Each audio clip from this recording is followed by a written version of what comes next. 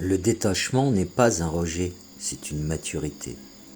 On nous a appris que tenir fort, s'accrocher, ne rien lâcher était une preuve d'amour. Alors c'est ce qu'on fait, on retient, on insiste, et souvent on s'oublie pour préserver le lien. Mais si tu regardes bien, ce n'est pas de l'amour, c'est de la peur déguisée. Le détachement ne vient pas d'un manque de cœur, mais d'un excès de lucidité.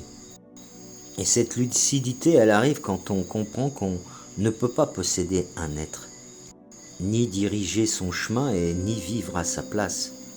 Se détacher, c'est pas tourner le dos, c'est rester présent sans se perdre soi-même. C'est aimer sans dépendre, c'est souffrir sans exiger.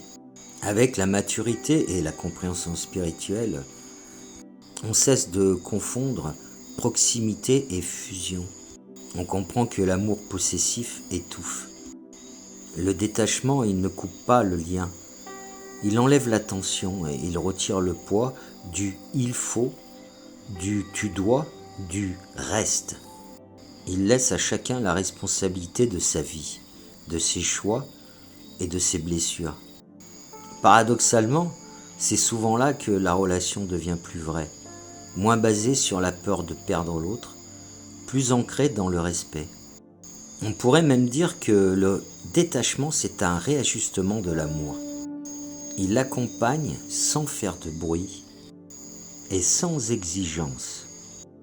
Le détachement, ce n'est pas abandonner l'autre, au contraire, c'est le respecter. Le détachement n'éloigne pas l'amour, il le libère de la peur.